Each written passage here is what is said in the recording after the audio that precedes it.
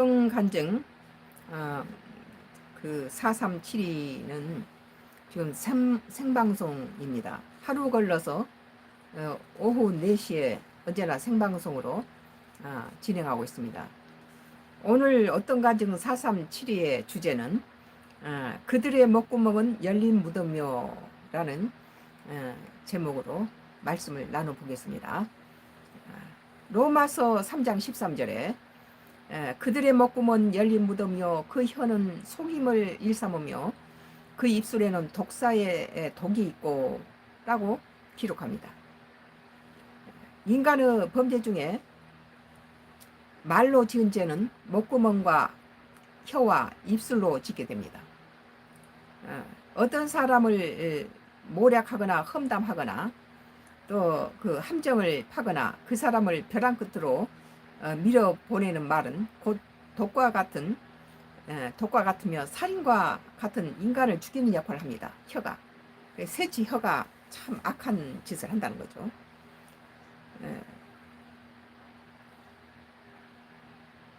그래서 살인과가 인간을 죽이는 역할을 합니다. 마치 독사의 독과 같습니다. 그래서 수많은 사람들의 질병을 제가 치유하고 기도하다 보면은 그 언어로서 모진 말로 상대방을 해를 끼치고 악한 말을 하고 남을 비방하고 불평불만하고 이렇게 입술로서 지은 그 죄가 많은 사람들은 주로 목을 주변으로 해가지고 구승기에 암이 많이 생겨요. 질병이 많이 생겨요.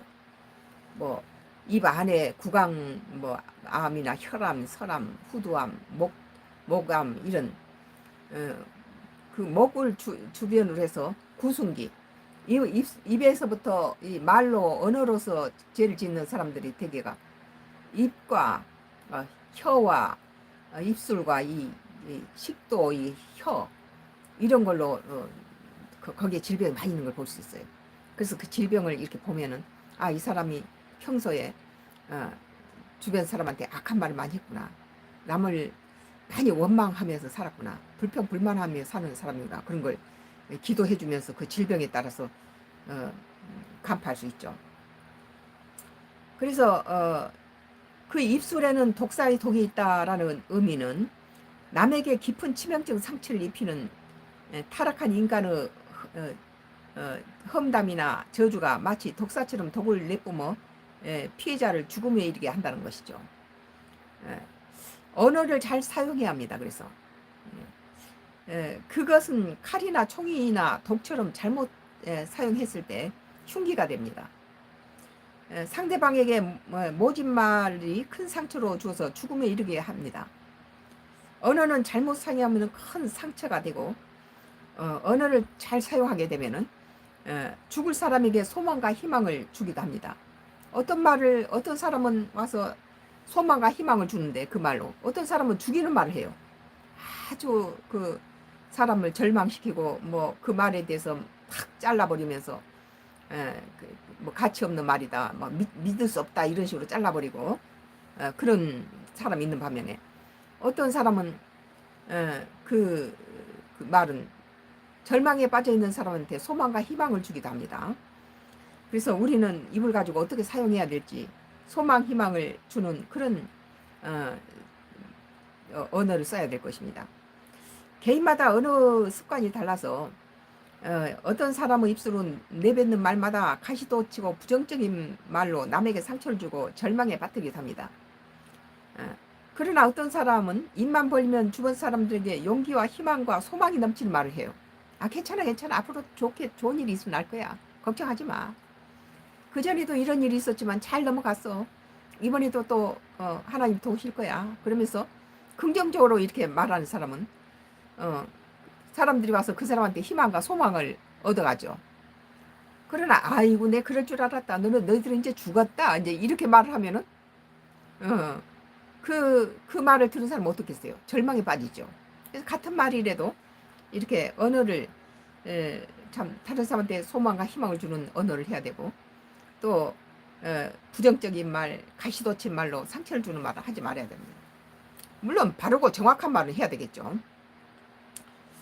그 입술에서 나오는 말마다 부정적인 말과 불평불만을 터뜨리는 사람 주변에 사람이 떠나고 몰려들지 않습니다. 그 사람 가까이 가서 상처 입기 싫었기 때문에 그 사람을 떠나게 되는 것이죠. 그 사람 옆에 있으면 아주 악한 말만 하고 독이 되는 말만 하는 거예요. 독을 뿜는 사람이 있어요. 어떤 기업은 그 주변에 많은 그 인근 도시에 도움이 되는 기업이 있는 반면에 어떤 기업은 그 지역에 독을 뿜어가지고 온통 사람이나 그 자연 환경이나 다 망치는 기업이 있잖아요. 사람도 마찬가지예요. 마음의 심성이 악한 사람에게서는 악한 말이 나옵니다. 로마서 3장 14절에부터 18절에 그 입에는 저주와 악독이 가득하고 그 발은 피 흘리는데 빠른지라. 파멸과 고생이 그 길에 있어 평강의 길을 알지 못하였고 그들의 눈앞에 하나님을 두려워함이 없느니라 함과 같으니라 라고 기록합니다. 이 악한 사람들은 하나님을 두려워하지 않아요.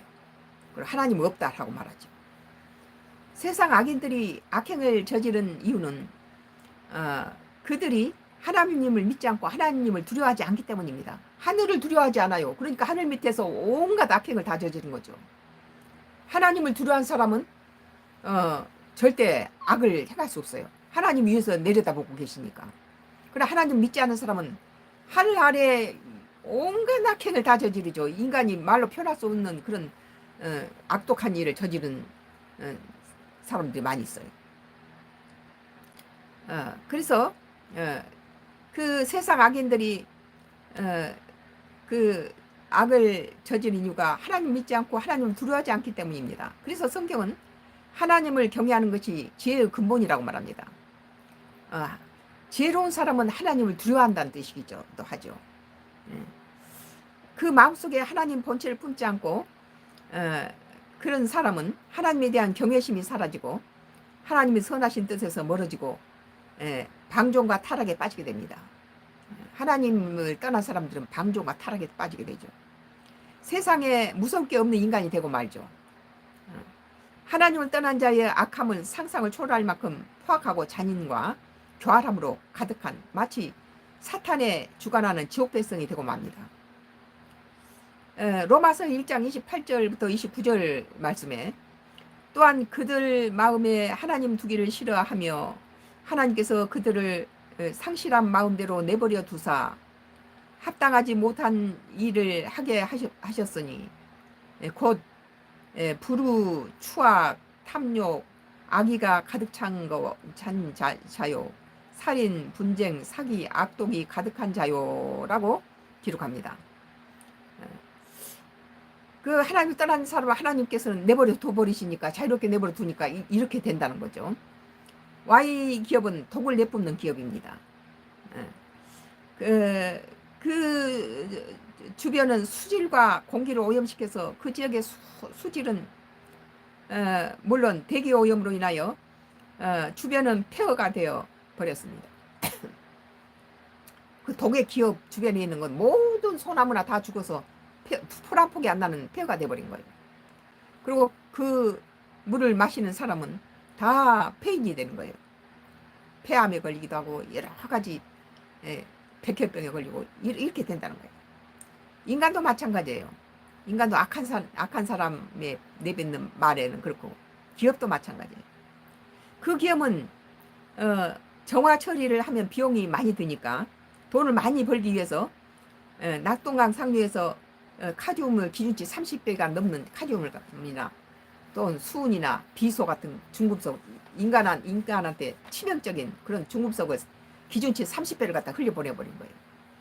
그래서 그 물을 구미, 대구, 창원, 부산 시민들이 이걸 먹죠. 자기 돈을 벌기 위해서 그걸 갖다 비 오는 날이면 아예 칼칼칼 쏟아서 버려버리죠. 밑에 사람이야 뭐 이거 마시고 죽든 말든 자기 돈 버는 것이 먼저라는 거예요. 악독한 거죠. 그래 이렇게 낙동강 상류에서 50년 동안 흘려보냈어요. 그 물을 대구, 구미, 창원, 부산 시민들이 마셨다는 거죠. 참 그래서 이제 공무원들이 감사가 나오면은 이 기업은 공무원들을 갖다 뇌물로 다 매수해서 다 뭐 기준치 뭐 A라고 다 해서 고쳐서 보내는 거예요. 이런 악을 저질러서 그렇게 해서 짧은 시간에 엄청난 돈을 이 Y금은 벌었어요. 근데 그 돈을 가지고 어, 그 대구, 구미, 창원, 부산 시민들의 젖줄을 오염시키고 그렇게 악한 것으로 번 돈을 가지고 연예가에서 연예인들의 성상납 킬러고 자기 말을 잘 안 듣는 사람은 정신조종해서 자살로 살해하게 만들고 사회에 많은 불특정 다수를 인터넷으로 모이게 해서 강원도 펜션이나 이태원 사건이나 사이버 테러나 천안함 사건이나 다 이 Y기업 짓이에요. 정신조종해서. 우리 가족이 그 Y기업에 내가 Y기업에 관해서 이 악행을 인터넷으로 올리기 시작하자 전부 벌떼처럼 사람을 돌아서 내 글 밑에다 나보고 무식한 국민학교도 안 나온 무식한 정신병자라 그렇게 쓰니까 하나님께서 너가 무식한 정신병자가 아닌 것을 전부 너를 다 드러내버려라 하나님께서 그러시더라고. 우리야 가방끈은 좀 길죠. 뭐 여러 군데 대학을 나왔고 대학원 졸업하고 다 대학원도 또 2군데를 나왔고 또 일반 또 신학도 대학원 코스를 밟았고 일반 대학도 그래서 그 무식한 저기 정신병자는 아니죠. 하나님께서 너를 다 세상에 드러내버려라. 그래서 18년부터 인터넷에 글을 올리기 시작했죠. 참 그렇게 부정한 돈으로 벌어들인 돈으로 연예인 성산남 킬러로 음란문화로 사회를 어지럽히고 또 정신조종 살인을 밥 먹듯이 했어요. 인터넷으로 불특정 다수를 전국적으로 한 군데 모이게 해서 정신조종 자살로 살해하는 것을 폐감으로 여겼어요. 그리고 Y기업의 자살 명령에 따라서 살인도 하고 자기 스스로 자기 목숨을 끊고 로버트처럼 정신조종을 당하는 거예요. 그래서 악마의 명령대로 세상의 질서를 어지럽히고 하나님 나라와는 정반대 짓을 하는 것이죠. 그러니까 하나님께서 나에게 이 모든 걸 보여주시고 우리 가족이 Y기업이 내 차에 도청장치를 하다가 들킨 것을 그 사람이 Y기업이 돈 300 주고 내 새로 바꾼 자동차에다 도청장치를 하라고 해서 내가 유혹에 넘어갔습니다. 그렇게 실토해버린 사람이 내 딸 명의 빌라를 계약하던 사람인데 그 계약서를 우리 안방 근거에서 훔쳐내기 위해서 그 계약서면은 그 사람이 우리한테 실토했던 사람의 이름이라든지 주민등록번호 다 들어있잖아요. 그러니까 증거인멸을 하기 위해서 우리 Y기업이 우리 가족의 정신을 조종해서 그 안방 근거에서 서류를 꺼내가지고 선능령 뭐 4번 출구인가 거기 갖다 Y기업 하소연해서 주게 만들었어요. 그리고는 그 뭐가 무섭냐면은 갖다 주고 나서 이 기억을 하지 못하고 삭제를 해버릴 거예요. 그러니까 지금까지 그런 짓으로 자기가 원하는 서류는 다 국가 뭐 공무원을 그렇게 했든지 군사 기밀이든지 아니면 뭐 첨단 기술의 뭐 다른 경쟁 회사라든지 이런 데 가서 다 그 짓 했다는 거죠. 그거에. 그런데 우리 딸하고 나는 전도사고 신학을 한 목사잖아요. 기도를 많이 한 사람이니까 이게 완전히 100% 정신을 조정을 당하지 못했다는 거지. 그걸 기억을 하면서 괴로워하는 거예요. 이상해. 내가 아주 중요한 걸 기억을 못해. 내가 이상해 하고 괴로워하는 거예요. 그래서 손을 딱 안수를 하면서 나사렛 예수로 명하노니 지금 기억하지 못한 것이 다 기억될지다. 나사렛 예수로 명하노니. 그랬더니 딱 기억이 나버린 거예요. 그래가지고 Y기업에 정신을 조종해서 안방 금고에서 Y기업이 돈을 300 주고 내 새 바꾼 자동차에도 도청장치를 하다가 들킨 사실이 드러난 거죠. 그 전에 내가 내 차에 도청장치 했다 하면은 이 벌떼처럼 와서 이 사람 정신병자야, 뭐 국민학교도 안 나온 정신병자 이런 식으로 하수인들이 갖다가 댓글 달았는데 그것을 새로 자동차를 바꾼데 또 새로 그걸 도청하다 들켜버린 거죠.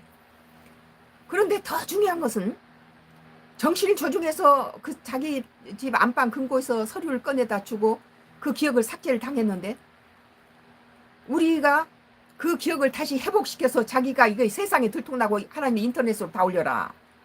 인터넷에서 30개 블로그에다 올리면 다 내 블로그를 없애버리고 폭파시켜버리고 사람을 사서 다 이 짓을 하는 거예요.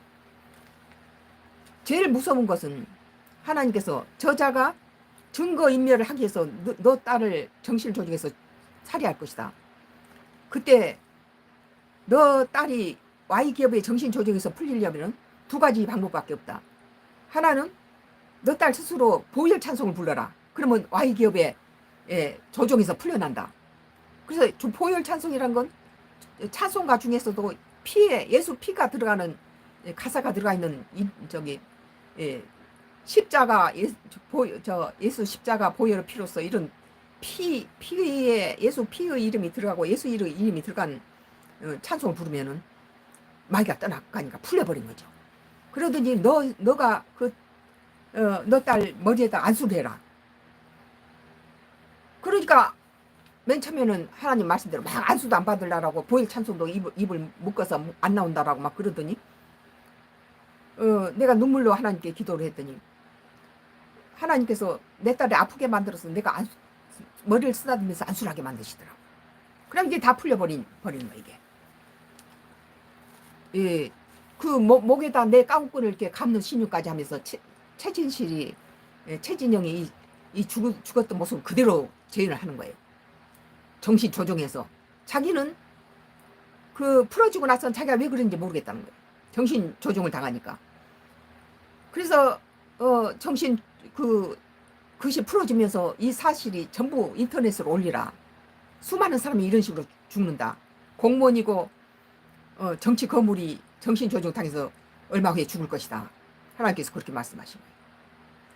참 내가 차마 그때 당시에 정치 거물이 Y기업의 정신조종으로 죽는다는 소리를 인터넷으로 그 당시 했어요. 그러나 노무현 전 대통령이라는 소리를 참아 못했어요. 그리고 강원도 펜션 이제 여기서 수많은 사람들이 이런 정신조종으로 죽었는데 아무도 믿지 않아요. 근데 딱 믿기 시작하는 게 하나 있었어요. 안재환이가 Y기업의 정신조종으로 봉고차에서 자살해서 죽었는데, 그런데 그 경찰이나 검찰은 이 Y기업의 정신조종 최첨단 기술로 이게 정신조장하고 세뇌시키고 이런 것을 따라잡을 수가 없어요. 현대 영적인 부분을 또 갖고 노니까. 그런데 안지환이가 왜 결혼한 지 6개월밖에 안 됐는데 자기 신혼인데 자기 아내한테다가 유서 한 장도 없고 참 그 3대 독자인데 자기 어머니한테 유서 한 장 없이 그냥 죽었나. 그리고 경찰이 의혹을 가니까 이건 자살이라기 좀 미심쩍다 이렇게 의심을 하니까.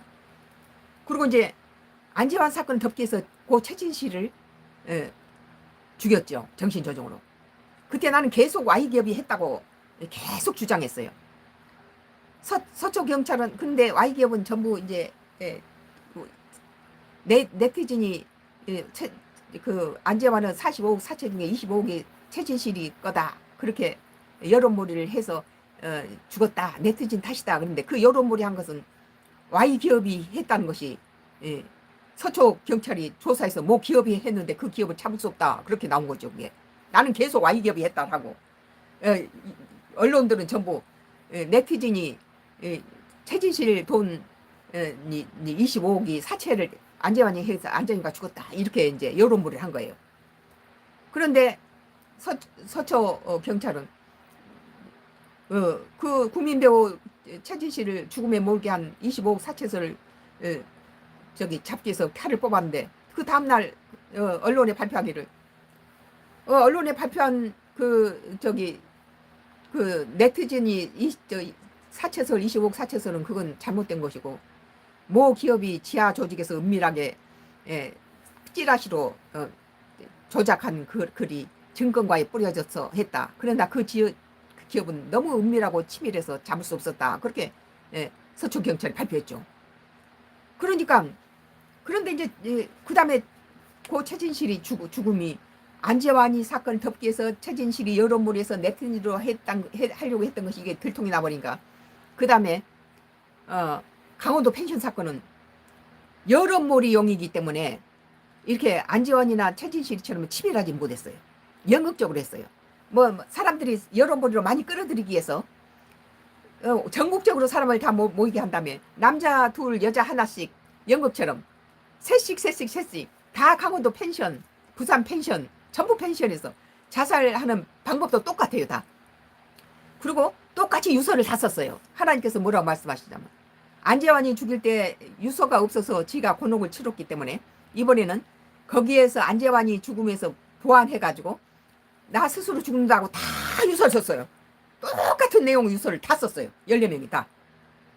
부산에서 펜션에서 죽은 사람, 강원도 펜션에서 죽은 사람 다 여자 하나 남자 둘 셋씩 짝져서 다 똑같은 내용에 이러니까 이것은 자살이 아니야.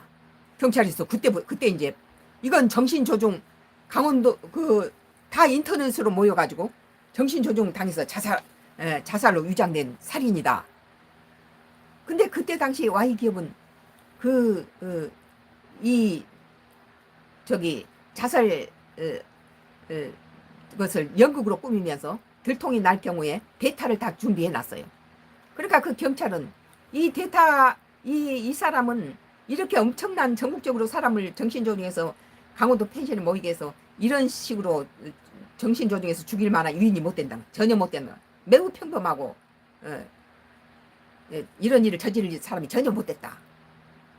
희생자를 만든 것이죠. 그래서 강원도 펜션 14명의 살인사건은 다른 사건을 덮기 위한 Y기업의 여론몰이 사건이었기 때문에 연극적인 객기를 부려서 이 사건이 내가 줄기차게 주장하던 Y기업의 정신조종 살인이 세상에 인정받기 시작한 것입니다. 14명이 어떻게 똑같이 그런 식으로 죽을 수 없잖아요. 그건 이제 여론몰이를 하기 위해서 그렇게 연극적인 요소를 했는데 그것이 내가 주장했던 정신조종 자살 살인이 그것이 얼마나 살인을 함부로 여기고 인간이 14명을 죽였는지를 여기서 드러나죠. 한 사람 두 사람 한 사람 죽을 때는 자기가 자살해 했더니 저 사람 우울증이 걸려서 우울증 약을 먹었어 이런 식으로 되지만 똑같은 전국 각지에서 처음 만난 사람이 셋씩 짝을 져서 똑같은 걸로 똑같은 유서를 쓰고 죽었다는 것, 이것은 단체적으로 정신조종 당해서 죽었다는 걸 알겠다. 그것도 인터넷으로. 이 지금 하나님께서는 이 자살 명령을 우리 가족이 당했어요. 지하 세입자를 통해서 계속 세뇌시킨 거예요. 국민학교 1학년이란 단어를 계속 세뇌시키고 마지막에는 그 단어에 대해서 폭발하게 만들어요.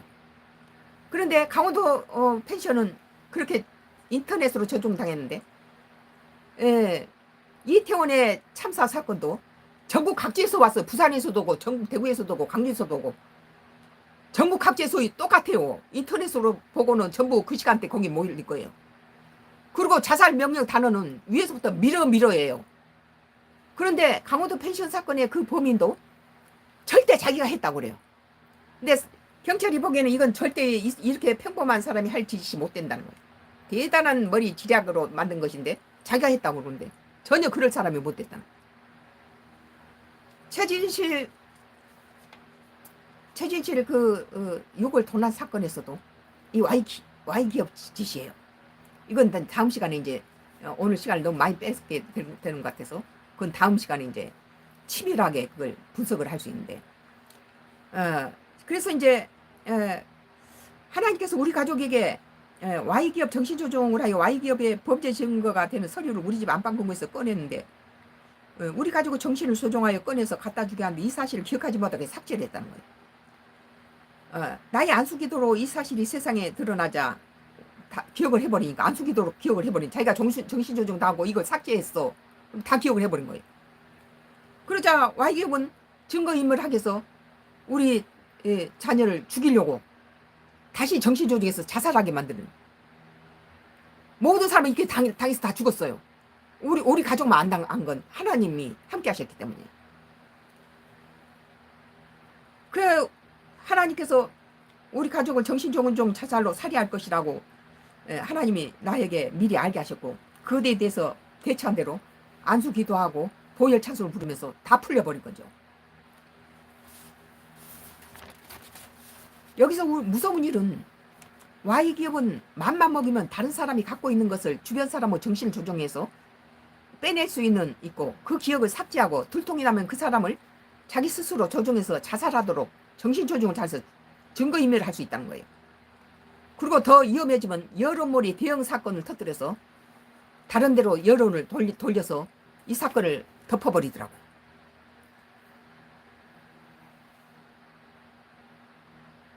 그래 증거인멸해서 스스로 자살하도록 체포하도록 했어요. 지금까지 그래봤지만 아무도 Y기업의 범죄를 눈치채지 못했어요. 내가 이걸 우리가 정신조종 당하고 어떤 자살 명령 단어 이런 것도 우리는 다 체험했잖아요. 그것이 전부 연예인이나 사회 곳곳에서 천안함 사건 때 최진영이 자기 누나의 죽음에 의혹을 품고 뒷조사를 하다 죽임을 당했어요. 다른 것은 사건이 일어나고 여론몰이로 터뜨린데 천안함 사건은 천안함을 먼저 터뜨리고 이틀 후에 최진영을 죽였어요. 정신조종으로. 최진영이 이미 최진실의 죽음에 대해서 의혹을 품고 뒷조사를 시작하다가 죽임을 당한 거죠. Y기업한테. 천안함 사건도 그 물밑을 하나님께서 보이셨어요. 태극마크를 달고 있는 수굴이라 하나요? 잠수부 모습을 두 사람이 이렇게 배 밑으로 들어간 모습을 지금도 선명해요. 근데 북한 것이 아니고 이 태극마크가 들어있는 사람을 고용해서 Y기업이 저지른 거죠. 그 폭발하는 거. 폭파하는 장면을 이게 그렇게 환상으로 보이시는 거예요. 그때 당시에도 내가 계속 Y기업 짓이다 막 그렇게 얘기를 했어요. 이태원 사건도 미러가 자살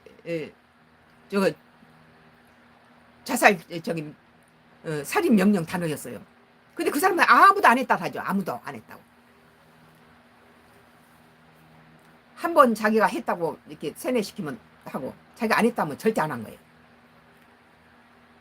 그래 참 증거인멸에 탁월하고 언제나 자신은 숨고 앞에 허수아비를 대탈 세우고 여러모리에 능하고 Y기업의 범행은 주장할 수 있는 범죄는 고 최진실, 조성민, 최진영 전 매니저, 안재환 천안함 사건, 강원도 펜션 사건, 강서구 모 아파트 주부 투신 자살 사건 7명의 죽음과 이태원 사건과 디도스 사이버 테러, 노무현 전 대통령의 죽음과 수많은 공무원의 자살 죽음 한 20-30명이 Y기업이 그 사람은 자살할 수밖에 없다는 사람을 죽이는 거예요. 자살 노름을 하고 있는 거죠. 자살을 놀이로 하고 있어요. 강원도 펜션에서 14명을 죽을 때 어떻게 했습니까? 여자 하나에 남자 둘씩 해서 3명씩 짝짝짝짝 째서 죽임을 놀이로 하는 거예요. 이게. 그리고 묻지마 살인 등. Y기업이 가장 살인하기 좋은 대상은 죽어도 자살로 인정하기 좋은 조건을 갖춘 사람을 피해자로 대상으로 삼았어요.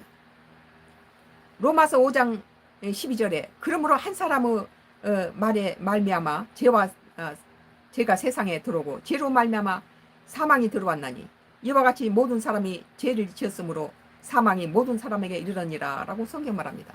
한 사람은 죄인이 이 세상을 망치고 있다는 거예요. 마지막 때 그래서 하나님께서 우리가 Y기업에서 이런 것을 당하지 않았다면 하나님께서 내 눈을 뜨셔서 이런 세상을 망치고 있는 Y기업의 범죄를 깨달는 능력을 주시지 않았다면 이 모든 것들은 전부 감춰졌을 것입니다. 하나님은 계속 내 블로그에다가 이것을 올려서 다른 사람 다 올리라고 그래요.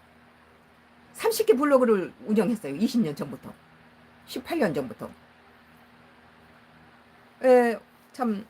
잠시 후에 4372 간증 설교를 들으신 사랑하는 성도 여러분을 위해서 축도와 중보기도가 있겠습니다.